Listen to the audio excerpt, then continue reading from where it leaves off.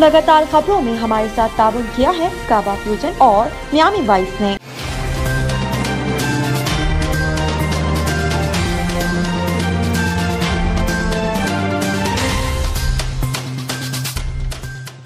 अस्सलामुअलैकुम नाज़रीन, OPTV global के साथ मैं हूं वजीहा अब्दुल कादिर। सबसे पहले शामिल करते हैं news headlines.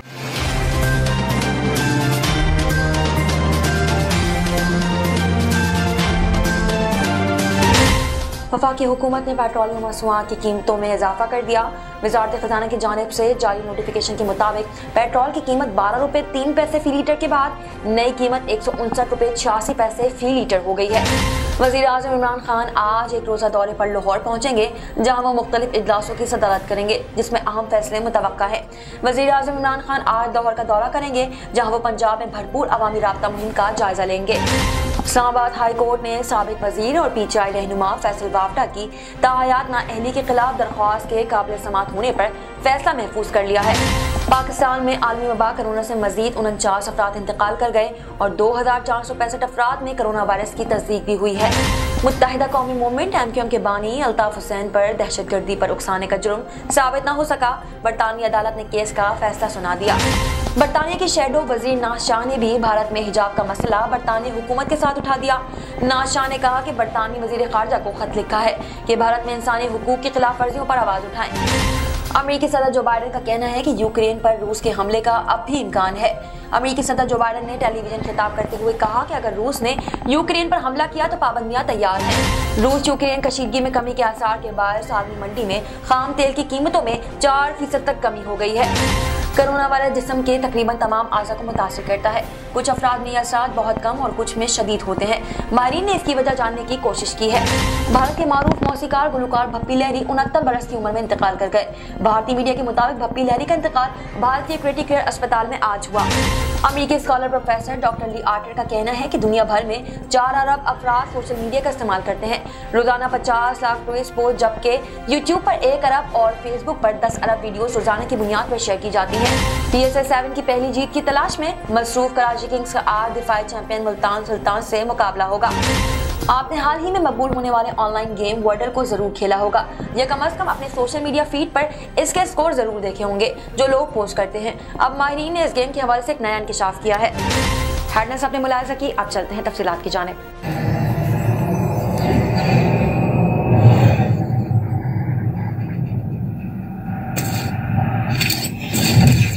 Kaba Fusion is a pharmacist-owned, patient-focused team of professionals with over 30 years' experience providing intravenous medication to pediatric and adult patients in the comfort and safety of their own home.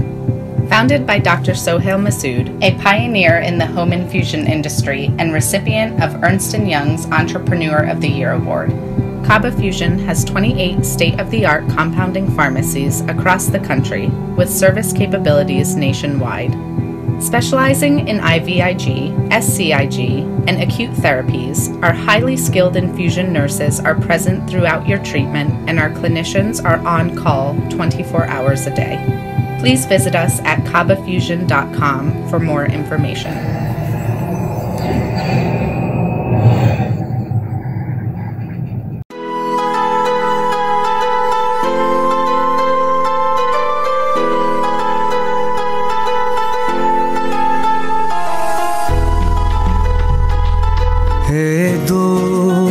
जरा और करीबे रगे जाऊं चिनाई छड़ींदा यार चिनाई छड़ींदा यार वजे अल्लाह वाली तार वजे मुर्शद वाली तार मैंने इश्क न जावे कुछ समझ ना आवे मैंने इश्क न जावे कुछ समझ ना आवे जब सामने होवे यार ते नचना पैंदा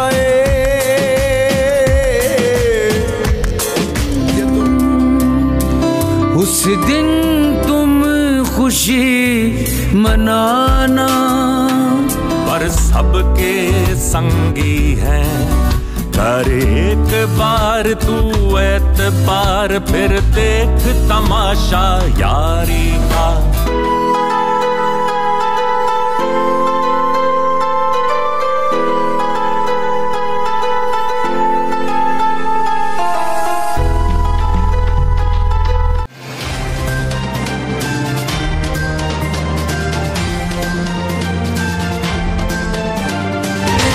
शामिल करते हैं पाकिस्तान से कुछ अहम खबरें।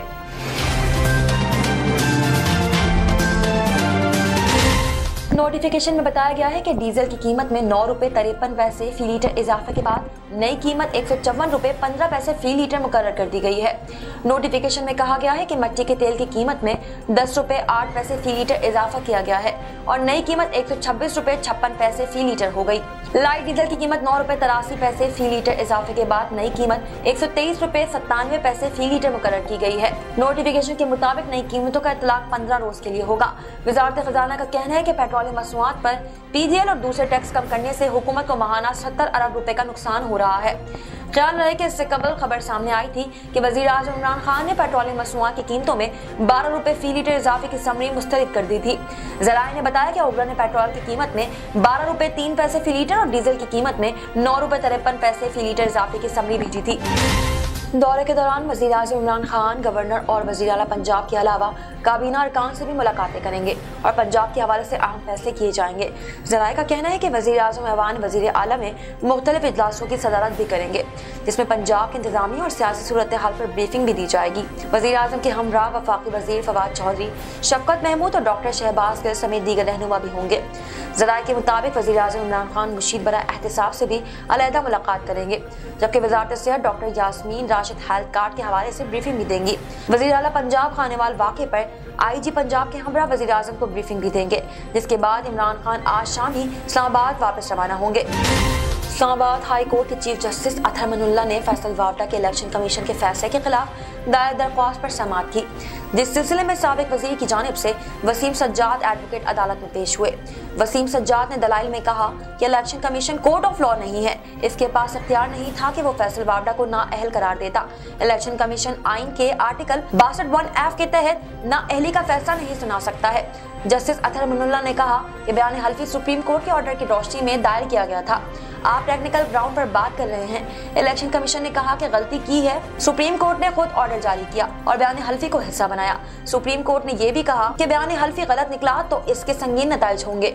अदालत ने कहा कि आप अपनी नेक नियति भी बताएं कि जब बयान हल्फी दायर किया तो दोहरी शहरियत नहीं थी। ये बताएं कि अमरीकी शहरियत छोड़ने का सर्टिफिकेट दिया या नहीं, तारीख क्या है, क्या झूठे बयान हल्फी को इंक्वायरी सुप्रीम कोर्ट करता। इलेक्शन कमीशन इंक्वायरी करके सुप्रीम कोर्ट को भिजवाता कि आपने कहा था बयान हल्फी झूठा निकला तो इसके नताइज हैं। चीफ जस्टिस अतहर मनुल्लाह ने सवाल किया कि क्या कागजात नामजदगी जमा कराने से कबल शहरियत झूठी थी या नहीं। अगर इलेक्शन कमीशन इस नतीजे पर पहुंचा कि बयान हल्फी झूठा है तो क्या करता।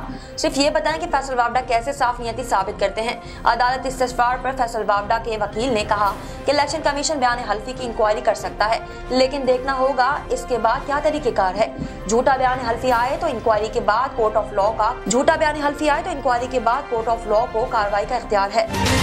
पाकिस्तान में कोरोना के आदाद शुमार बताने वाली वेबसाइट के मुताबिक गुज़िश्ता 24 घंटों के दौरान मुल्क भर में कोरोना के 49,553 टेस्ट किए गए हैं, जिनमें से 2,465 अफराद में कोरोना वायरस की तस्दीक हुई है, जबकि वायरस से 49 हलाकतें हुई हैं। सरकारी पोर्टल के मुताबिक मुल्क में गुज़िश्ता 24 घंटों के दौरान कोरोना के मस्बत केसेस की शरह 5.6% रही है।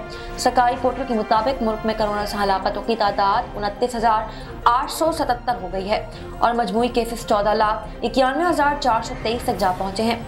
इसके अलावा 24 घंटों के दौरान मुल्क भर में 4,792 मरीज कोरोना से सेहतियाब हो चुके हैं, जिसके बाद मजमूई तौर पर सेहतियाब होने वालों की तादाद 13,88,517 हो गई है। बानी मुत्तहिदा को दहशतगर्दी की हौसला अफजाई के हवाले से 2 इल्जामात का सामना था। दोनों इल्जामात 22 अगस्त 2016 को की जाने वाली 2 तकरीर से मुताल्लिक थे। जूरी ने बानी मुत्तहिदा को दहशतगर्दी के दोनों इल्जामात से बरी किया। बानी मुत्तहिदा के खिलाफ तकरीर के जरिए तशद्दुद पर उकसाने के मुकदमे में जूरी मुतफ़िका फैसले पर नहीं पहुंच सकी थी, जिस पर जज जस्टिस ने जूरी को अक्सरियती फैसले पर गौर करने की हिदायत की थी और अक्सरियती फैसले में जूरी ने अल्ताफ हुसैन को बरी कर दिया।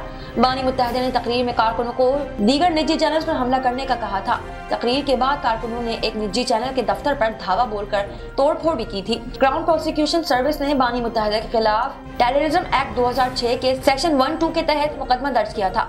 बानी मुत्तहिदा अदालत में जूरी के सामने गवाही के लिए पेश नहीं हुए थे। जज ने जूरी पर वाज़ेह कर दिया था कि गवाही न देने का मतलब जुर्म तस्लीम करना नहीं, फैसला शहादतों पर किया जाएगा। गुज़िश्ता जुम्मे की सह पर वकला के दलाइल मुकम्मल होने पर जज ने जूरी को फैसला करने के लिए वक्त दे दिया था। अदालत में डॉक्टर निकोला खान और मेट पुलिस के काउंटर टेररिज्म कमांड की ऑफिसर इंडरवुड बतौर गवाह पेश हुई। नजर डालते हैं आर्मी मंजरनामे पर।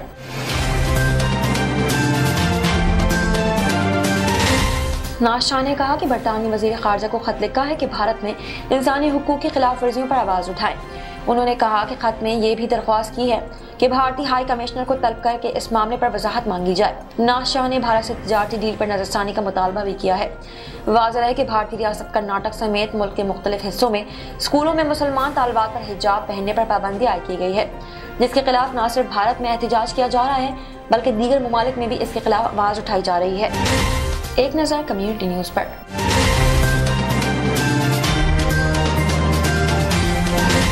अमेरिकी सदर ने कहा कि अमेरिका को अब तक रूसी फौजी वापस बुलाए जाने की तस्दीक नहीं हो सकी है, इससे यूक्रेन पर हमले का अब भी इम्कान है। वाज़ेह है कि गुज़िश्ता रोज इत्तलात सामने आई थी कि यूक्रेन और रूस के दरमियान जंग का खतरा उमड़ने लगा है और यूक्रेन की सरहद पर तैनात रूसी फौजियों में से बाज़ दोस्तों की वापसी हो गई है। दूसरी जानिब रूसी सदर व्लादिमीर पुतिन ने हमेशा ही इस बात से इनकार किया है कि रूस यूक्रेन पर हमला करेगा और हम यूरोप में एक और जंग नहीं चाहते।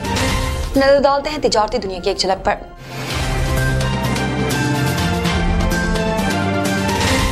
रूस यूक्रेन कशीदगी में कमी के आसार के बायस आलमी मंडी में खाम तेल की कीमतों में 4% तक कमी हो गई है।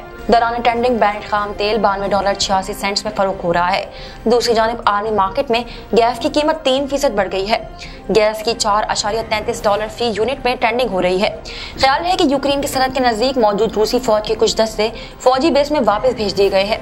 रूसी वजारत दिफा के मुताबिक सरहदी इलाके के नजदीक तैनात फौज के कुछ यूनिट मशकों के बाद वापस जा रहे हैं।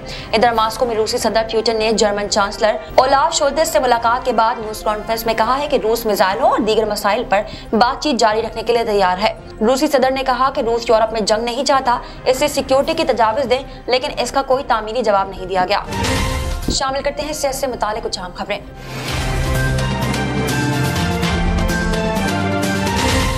अमेरिका के येल स्कूल ऑफ मेडिसिन ने कोविड-19 से बहुत ज्यादा बीमार होने वाले अफराद के मुदाफ़ती रद्द अमल का जायजा लिया। उन्होंने देखा कि इस बीमारी को जल्द शिकस्त देने वालों के मुकाबले में ज्यादा बीमार होने वाले मरीजों के मुदाफ़ती रद्द अमल में क्या मुख्तलिफ होता है। इस मकसद के लिए उन्होंने मरीजों के खून के खलियात की जांच पड़ताल की। उन्होंने हर मरीज से खून के खलियात को वायरस के पेशरफ को 2 मुख्तलिफ मरहल में हासिल किया। माहिरीन ने दरियाफ्त किया कि मुदाफ़ती निज़ाम की 2 बुनियादी पहलू में रब्त की कमी थी। मुदाफ़ती निज़ाम का एक पहलू वायरल इन्फेक्शन के खिलाफ पहले दिफाई मैकेनिज्म का काम करता था, जो बर्क रफ्तार होता है, जबकि दूसरा ऐसा खास मुदाफ़ती रद्द अमल होता है जो मखसूस वायरस को ही हदफ बनाता है और ये ज्यादा ताकतवर दिफा फराहम करता है। इन दोनों में से रब्त के नतीजे में पहले मरहले में ऐसे मखसूस मुदाफ़ती खलियात मोनोसाइट्स मुतहरिक होते हैं जिनके दूसरे मरहले के मुदाफ़ती रद्द अमल के एंटीजेन्स मौजूद होते हैं। माहिरीन ने दरियाफ्त किया कि कोविड से बहुत ज्यादा बीमार होने वाले अफराद में मोनोसाइट्स में टी सेल्स के एंटीजेन्स ज्यादा मौसर नहीं होते, बल्कि फिर भी दूसरे मरहले में मुदाफ़ती निज़ाम बहुत ज्यादा मुतहरिक होता है। शामिल करते हैं शोबिज़ और एंटरटेनमेंट की दुनिया के अहवाल।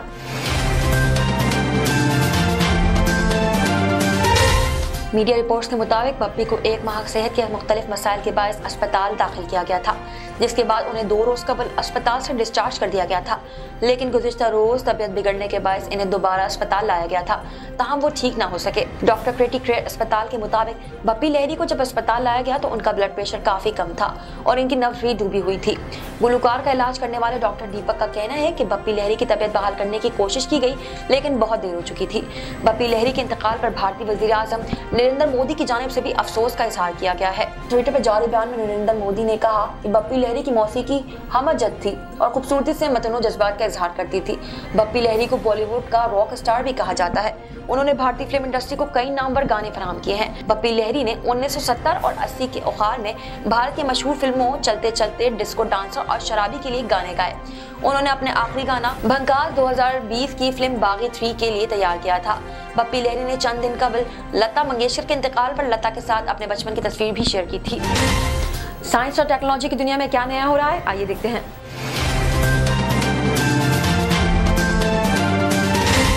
शोबा इब्लाग आमा जामा कराची के ज़ेर एहतमाम और Sindh higher education commission, Greenwich university और इंस्टीट्यूट ऑफ पॉलिसी स्टैंडर्ड्स के इश्तराक से मुनक़िदा 2 रोज़ा बैनुल-अक़वामी मीडिया कॉन्फ्रेंस बगवान मीडिया में सच्चाई और मौजूदा रुझानात की इफ्तिताही तकरीब से खिताब करते हुए किया। डॉक्टर अली आर्टन ने मजीद कहा कि एक झूठी खबर ने इराक जैसे मुल्क के खिलाफ जंग छेड़ दी थी और तहकीक किए बगैर एक झूठी खबर की अशात और तशहीर ने एक मुल्क को जंग में झोंक दिया था।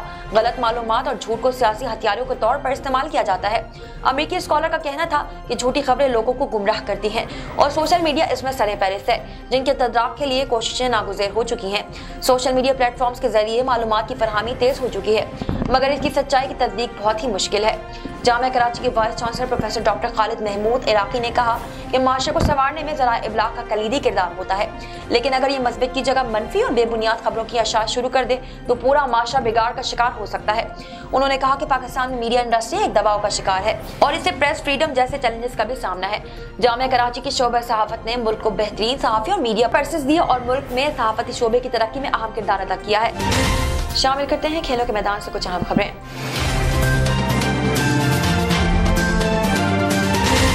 लाहौर के कज़ावी स्टेडियम में PSL 7 का मेला जारी है। इवेंट का 23वां मैच आज दिफाई चैंपियन मुल्तान सुल्तान्स और कराची किंग्स के दरमियान होगा। मैच शाम 7:30 बजे खेला जाएगा।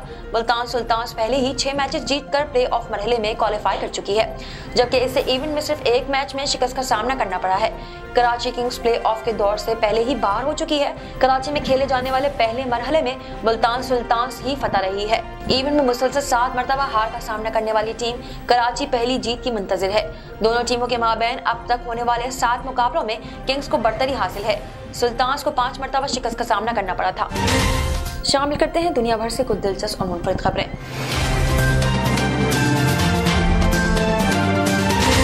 तिब्बी माहिरीन का कहना है कि ये गेम रोजमर्रा की बुनियादों पर खेलना ज़हनी सेहत के लिए बहुत मुफीद है। इससे मिजाज पर भी खुशगवार असरात मरतब होंगे। बुनियादी तौर पर यह एक वर्ड गेम है जिसमें 5 ब्लॉक्स पर मबनी 6 खाली कतारें होती हैं और आपको 6 बार इसमें 5 हुर्फ पर मबनी दुरुस्त लफ्ज को तहरीर करना होता है। जो लफ्ज दुरुस्त होगा वो सब रंग में नजर आएगा। अगर लफ्ज दुरुस्त होगा मगर तरतीब में गलत टाइप होगा तो वो जर्द रंग होगा, जबकि गलत हुर्फ ग्रे रंग के होंगे। तो कम अज कम कोशिशों में लफ्ज का अंदाजा लगाने को ज्यादा बेहतर तस्वुर किया जाता है और हर दिन एक पजल दस्तयाब होता है। अगर वो काफी नहीं होता तो इसकी नकल पर मबनी मुताबिक ऐप्स भी दस्तयाब है। ओहायो स्टेट यूनिवर्सिटी वैक्सिस मेडिकल सेंटर के न्यूरोलॉजिस्ट डॉक्टर डोगलस टेकर ने कहा है कि रोजाना की बुनियाद पर वर्डल जैसी किसी गेम को खेलना दिमागी सेहत के लिए बहुत बेहतर होता है। उन्होंने कहा कि किसी मसला हल करने वाली वर्जिश से खुद को चैलेंज करना अहम होता है। वर्डल्स और गेम दिमाग के बुनियादी हिस्सों जैसे मंतक, जबान, बसरी तसव्वुरात, तवज्जो और लचक को मुतहरिक करने के लिए अहम किरदार अदा करते हैं। अब तक के लिए इतना ही। मजीद खबरों और अपडेट्स के लिए देखते रहिए OPTV ग्लोबल। मजीद तफसीलात के लिए विजिट कीजिए हमारी वेबसाइट www.optvglobal.com। साथ ही साथ हमारे YouTube के चैनल को सब्सक्राइब करना हरगिज ना भूलिएगा। Equal justice under law. We haven't yet lived up to that promise to marginalized communities across our nation. I'm Faisal Gill. I saw how the color of your skin, so I went to law school because I wanted to fight to make the law work for all, because I wanted to give back, because black lives matter, because we need to incarcerate less and educate most deserves justice.